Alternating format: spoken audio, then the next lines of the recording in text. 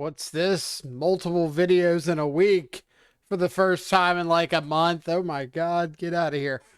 So yeah, we posted a video about Rakdos Shadow a day or two ago, something like that. So I thought I'd come back with a Sultai video. And again, this is a league we did on stream. I know rehashing the same material, but not everybody catches the stream.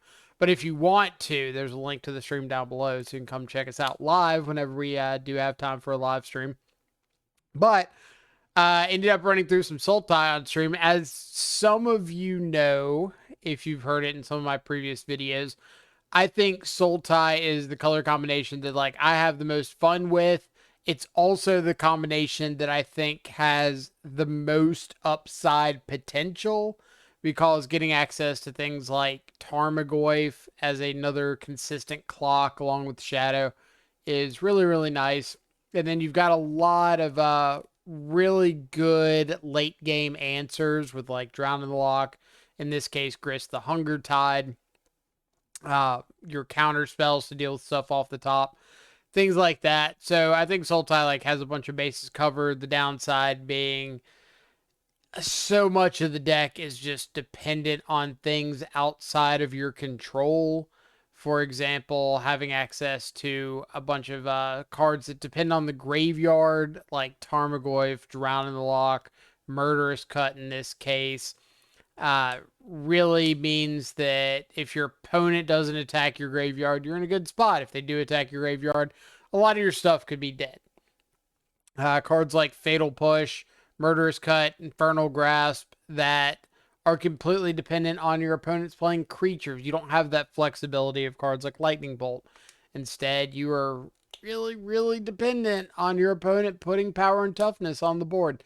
And that can often be detrimental if you don't run into the right things at the right time. So you really have to have a solid plan of how you want to transition when those cards aren't being as effective. It's one of the reasons I've wanted to try out cards like Ledger Shredder a little bit more, is to kind of help loot away some of those dead things when you don't need them. Obviously, people say in a Bowmaster world that Ledger Shredder's dead. I really, really, really don't think that's the case.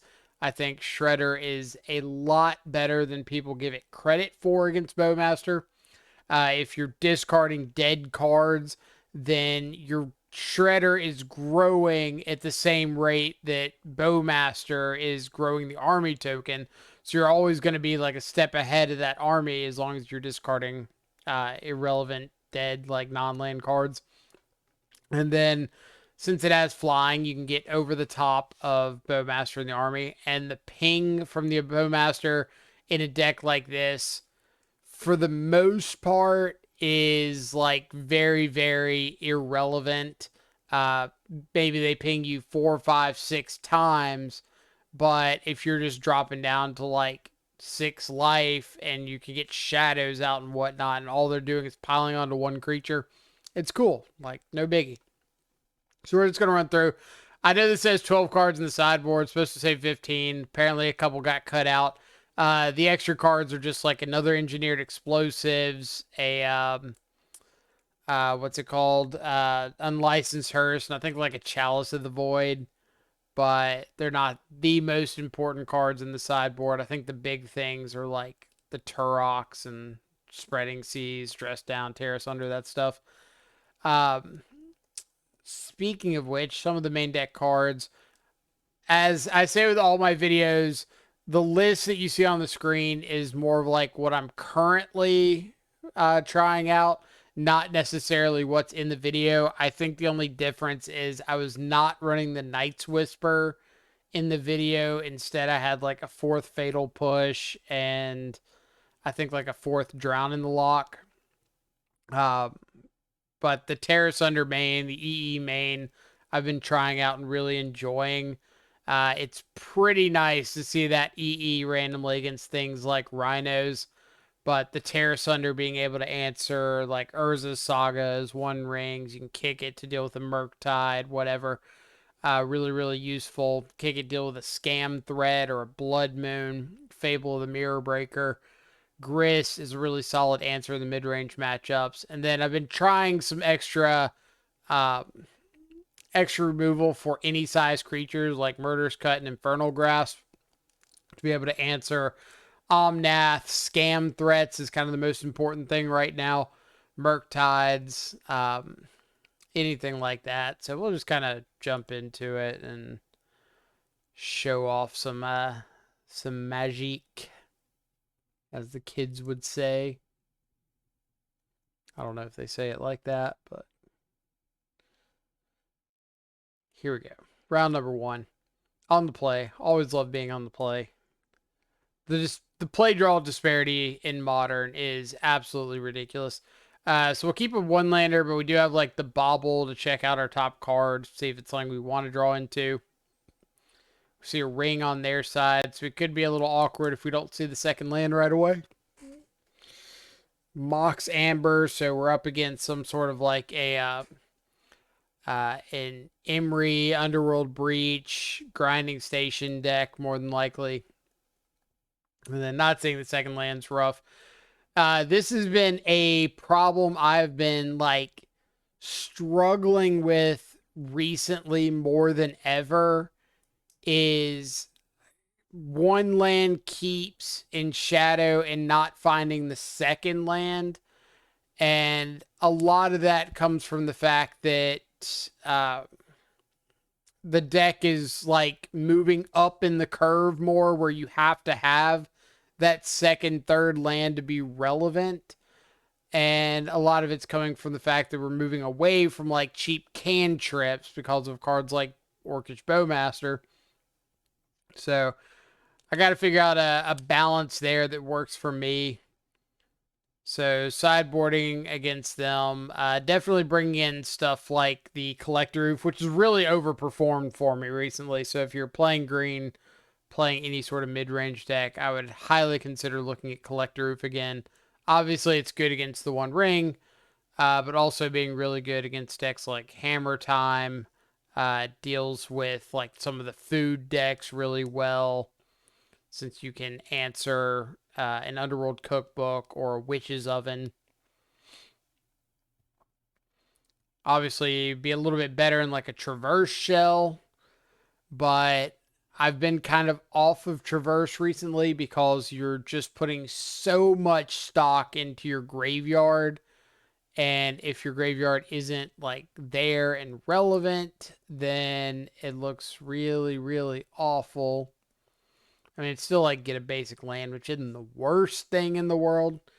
So it kind of looks like my opponent forgot to put out a blocker there. We had the Fatal Push anyway, but so be it.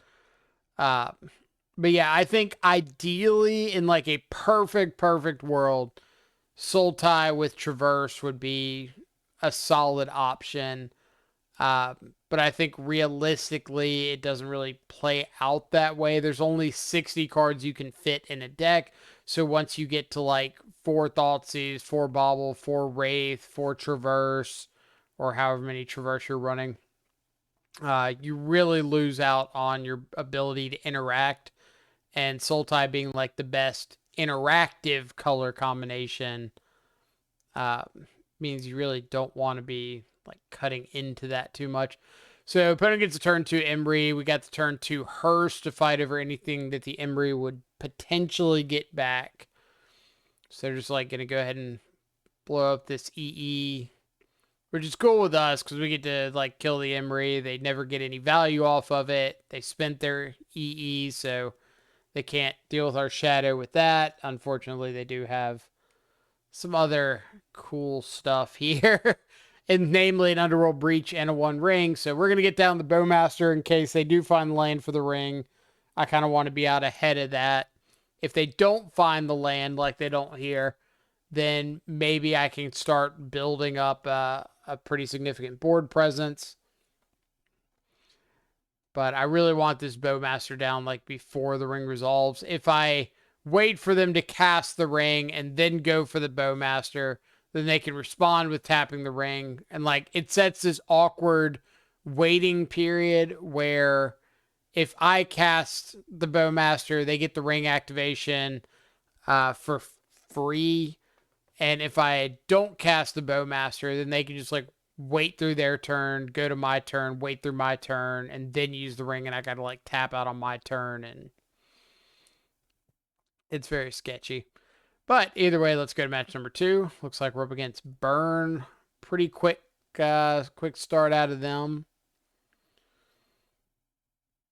We'll do a little fetching and tapped shocking. But getting this bobble top deck here is really, really nice. Ditch a Dead Grist, fuel our graveyard for Murderous Cut, get closer to getting Stubborn Denial online. Murderous Cut, honestly, a very, very good answer against Eidolon of the Great Revel. In case you don't know, Murderous Cut is in fact mana value more than 4, or more than 3, sorry, for Eidolon.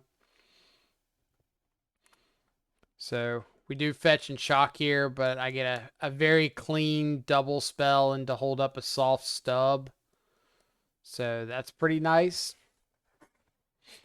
Like, we still need to find a shadow if we want to have any chance of actually winning this game, speak of the devil. But I think we do, like, set ourselves up nicely to have a reasonable chance. Okay.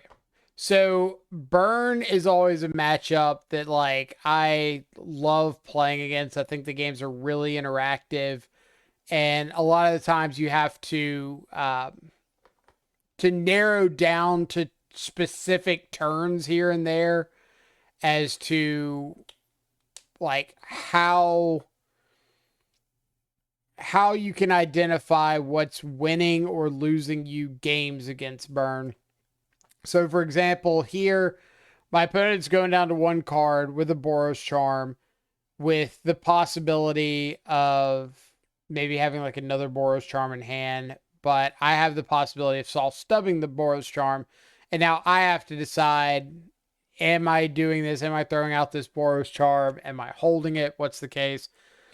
And usually I kind of take my approach against Burn in a bit of a segmented fashion. What I mean by that is I look at my life total in predetermined chunks, and that really determines like what I'm going to be aggressive about doing. So for example, if I am at more than 3 life, so 4, we'll say like 4 to 7, then I'm less likely to counter a spell because it narrows down the range of what kills me to multiple burn spells, which I can have covered, or exactly another Boros Charm. So I kind of have the freedom to ignore anything that's not a Boros Charm. So this Boros Charm putting me down to 4 means I gain that freedom of being able to ignore anything that's not another Boros Charm or a second burn spell. Which is why you'll see me like let this one go. Tarmogoyf doesn't matter. Tarmogoyf's whatever. Tarmogoyf's not changing my clock. That's the important thing here. Because if I play out my fetch land, I play out my shadow, attack for 3, they go down to 15. Then I've got a potential 12/12 shadow next turn and a 3/5 ledger shredder, which is exactly lethal. That's why Tarmogoyf doesn't change the clock at all. I could like fetch and shock and play out the Tarmogoyf, play out the shadow, but then I'm dead to any 2 burn spells. Here I'm only dead to another Boros Charm, and I could just like ignore a bait burn spell. Eidolon is definitely the scariest thing they could have drawn here, because now it puts me in a little bit of an awkward bind of whether or not I want to go for the fatal push and try to present the lethal, or if I want to ignore it and just like make the attack and let them chump block. Like honestly, it comes down to whether or not I think they have the burn spell. I think they don't, because if you have the burn spell, I mean, I guess I could still like not have the burn spell. I don't think there's too much you can tell from that. I'm just like calling the bluff a little blindly. Let's think about that. If you have the burn spell and your shadow opponent's at 4 and you have an Eidolon. Wait, no, we just knew it was Skewer the Critics, right? That's what it was. Yeah, we saw Skewer off of a bauble way, way back somewhere. Yeah, there. That bauble saw Skewer the Critics. So we knew their last card was Skewer. So we had to kill. That's why we went for killing the Eidolon. Because we knew Skewer. So we just waited for their end step so they couldn't also Skewer. Problem solved. Onto game 2. Sideboarding against burn. It's usually like shadow variant dependent. Like if you're running Street Wraiths, then that's the easiest cut you have. If you're not running Street Wraith, then you can trim like some number of Thoughtseize. I really don't recommend cutting all of the Thoughtseize unless you're a variant like Jund. If you're Jund Shadow, then cutting all the Thoughtseize is a little bit better. But if you're any sort of Shadow variant with blue, I really recommend leaving in some number. Because at the end of the day, like, taking 2 off Thoughtseize is better than taking 3 off a burn spell or 4 or potentially more off of a creature. Helps fight over Sanctifier on Vec and really allows you to kind of get on the aggressive foot with planning out your hand. So Stubborn Denial, yeah, obviously really good. We'd only be dead to land double Boros Charm here, so that's a very specific set of circumstances that I'm putting myself dead to, so I'm kind of fine ignoring anything else. Helix, I'm only countering it because it changes the clock in a situation that I don't want the clock getting changed. I kind of want these Tarmogoyfs resolving. So I actually screwed this up pretty bad. I was planning on, I exile some stuff to Murderous Cut. I can exile my instance because the Murderous Cut goes to the graveyard and gets the Goyfs back up to a 4/5. I forgot about Sanctifier exiling the Murderous Cut, so I should have just tapped 1 more mana and kept another instant in the yard. Not like a huge deal, but definitely relevant. But at the end of the day, like, my opponent was going to have to put the Sanctifier in front of the Shadow, and they were still going to be dead to the Goyfs plus one of the creatures. But if my opponent had like another Lightning Helix, they could have pointed it at like the Bowmaster, and would they have survived? They'd go to 10, 3, 6, 7. Yeah, they'd survive there. Obviously, they wouldn't be in a great spot, but alive is better than not alive, so you can figure out a way to get to a great spot if you're alive. You cannot if you're not alive. Words to live by. Get it? Live. So this is match number 3, first hand, bunch of lands. Can't really keep a hand with that many lands. But here we do have like bobble land, push, Goyf, stuff to do. Looks like we're up against a scam variant. I like Drown. Obviously, I would like Drown a lot more if this wasn't a basic forest, which I have tried out the basic forest. I've tried out the basic island. I've tried out like triple basic. Triple basic I hate more than anything because I feel like I have an unnatural ability to draw multiple basics a lot more than I should. The double basic, I think that the basic forest is a lot better if you're expecting Blood Moons because you can play like Tarmogoyf through it, you can play Terra Sunder through it, stuff like that. But the basic island, I think, is a lot better if you're not expecting Blood Moon, because you can get not only your counter spells, preordains, ledger shredders, but Drown in the Lock is a big one. So another mulligan, mulligan with one lander, so pretty bad spot to be in. Then them having Thoughtseize into Scammed Grief on turn 2 means we are really, really, really behind the ball. Again, one of these like mana screws situations. Maybe Traverse would help out a little bit here. It's possible. I wouldn't be like too high on Traverse. I also wonder if I'm supposed to Bowmaster down the Grief here while I have the chance. Just like take the hit off Ragavan, kill the Grief, untap, play a Ledger Shredder or something. Probably could have been okay. Just making sure I get the Grief off the table, but it's probably just me being greedy, killing the Ragavan. Like, the Bowmaster, I think, needs to trade up in this situation. Obviously, I get a little lucky here and end up finding a Fatal Push, so I can deal with the Grief, but I think that I should have just taken the opportunity to get the Grief off the table. The big scam stuff early is kind of the really rough point against these decks. And yeah, terminate into Fury and a red card.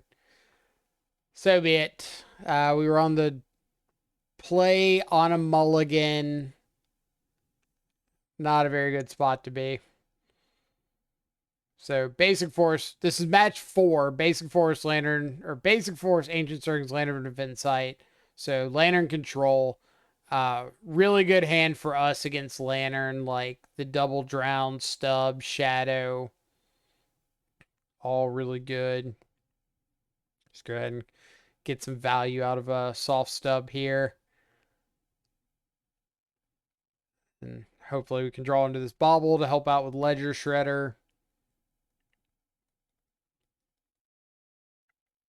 We'll definitely drown a Shredder. Like, anything we can do in these early turns to kind of get value out of some of these counter spells is really huge. And then I love being able to double spell here and ditch over this Murder's Cut. This is one of the reasons I wanted to try out Ledger Shredder in this deck, is to be able to get rid of these cards that are actively dead. And that was kind of like a really good showcase of Ledger Shredder doing exactly that. And I don't have to be, I can be aggressive into the Karn, because if my opponent does have like Karn, go get Bridge, I've got multiple Drowning Locks to fight over it. If they go and get like Tormod's Crypt first or something, then I get Ledger Shredder triggers. I can ditch one of the drowns. So either way, I'd have a really good turn there if I just go Shredder into Shadow instead of like holding up Drown.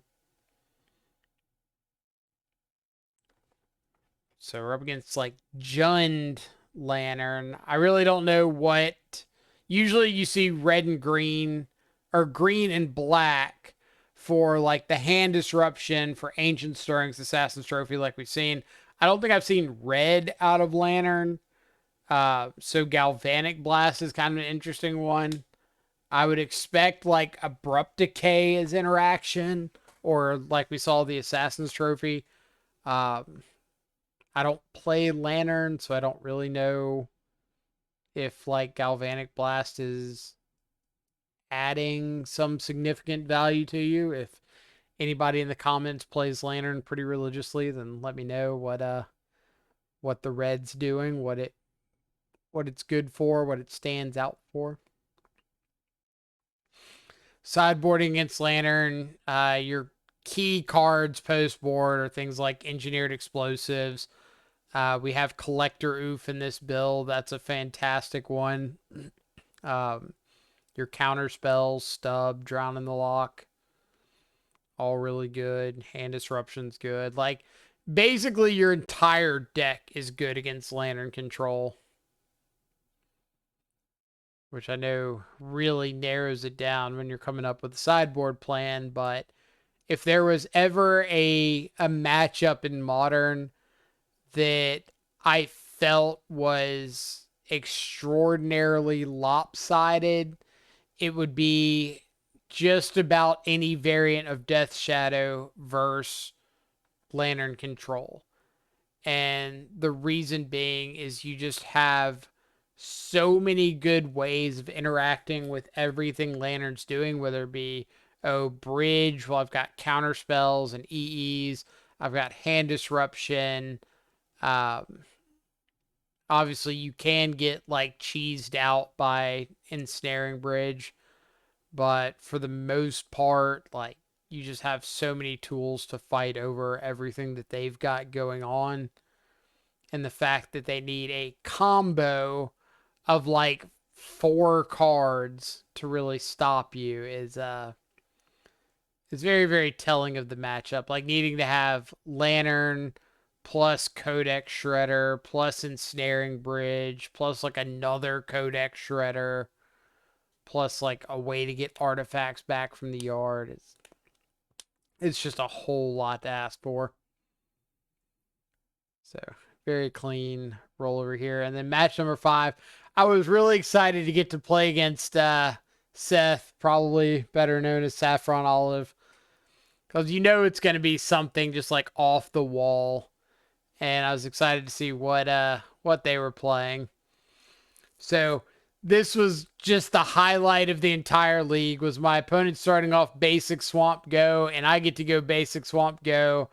And I can't imagine his chat not thinking this wasn't a mirror match for half a second. Then we get Wrench Mind, and we get to ditch the EE, which is great since we're on a mole, so you don't have to throw away extra cards.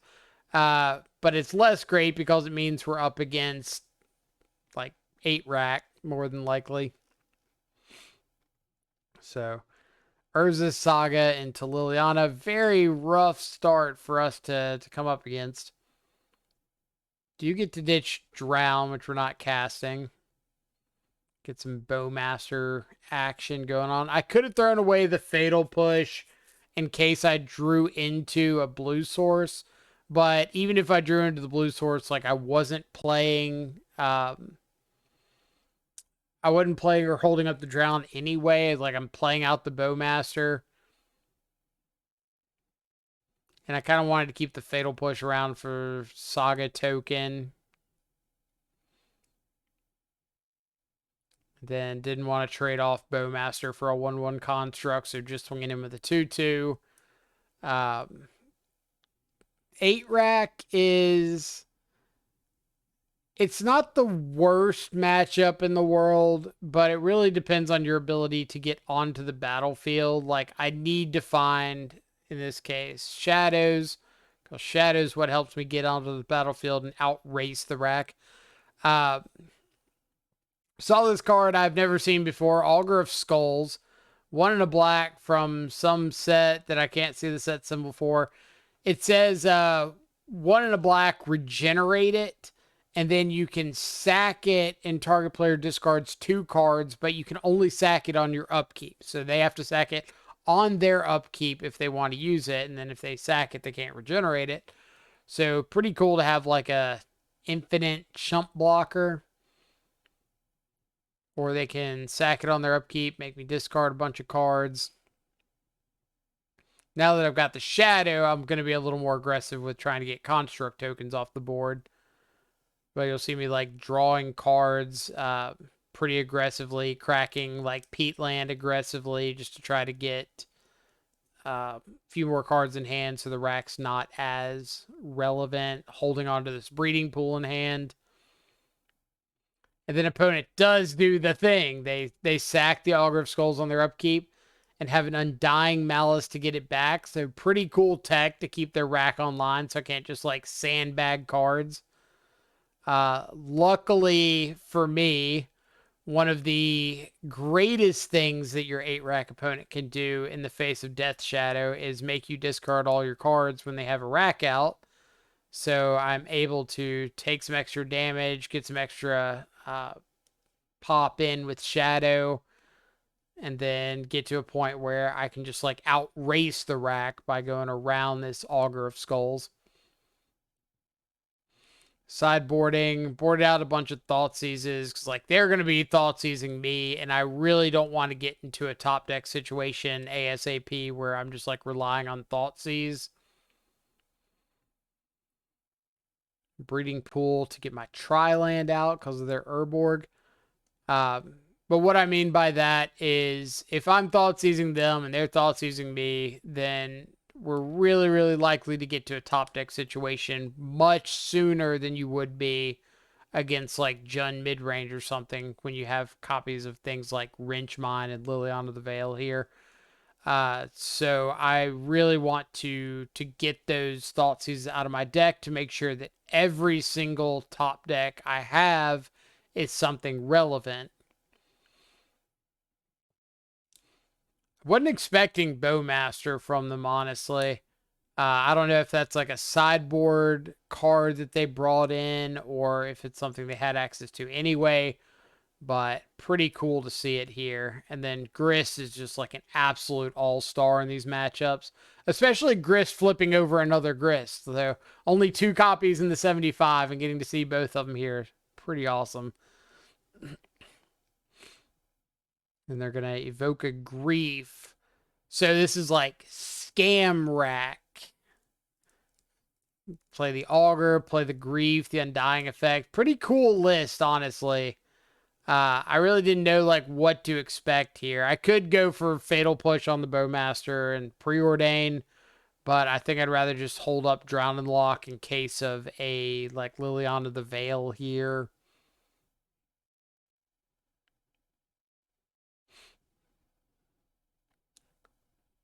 Then here, hopefully, fingers crossed, Grist will be enough to just like close out the game from here. I think Grist is really, really underrated in these Shadow archetypes because you get to this point in the game against anything mid-rangey where you just need something to stick around and accrue you value. Obviously, Grist could be replaced with something like Murktide Regent, and they all basically do the same job. Murktide just like has the benefit of being a big body that's tough to deal with. Grist has the benefit of being a planeswalker that's tough to deal with.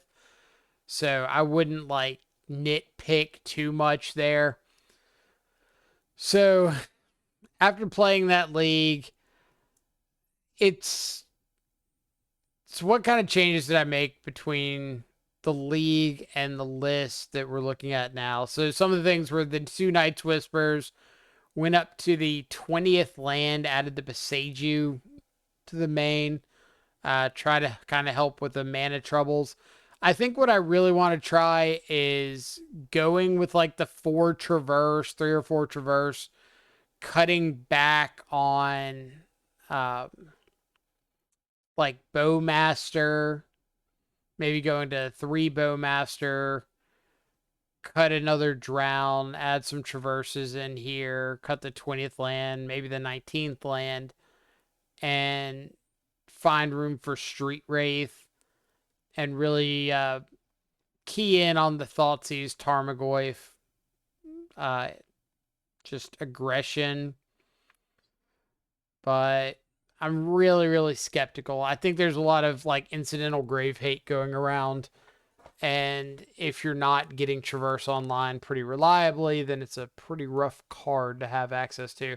But maybe Preordained helps that. That's one of the cuts I made, is cutting Preordained because I just wanted to focus more on like having hand disruption into threat. But Preordained I do think was okay. I just don't think it was like winning or losing games.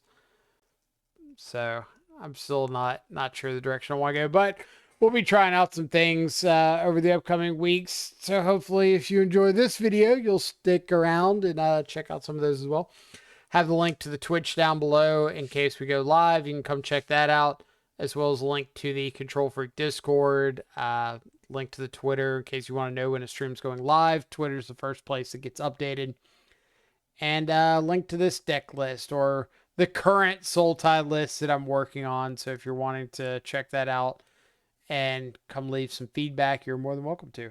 Otherwise, hope you all have a fantastic rest of your day. Stay safe. Enjoy some good food and company. I will catch y'all back live later. Adios for now.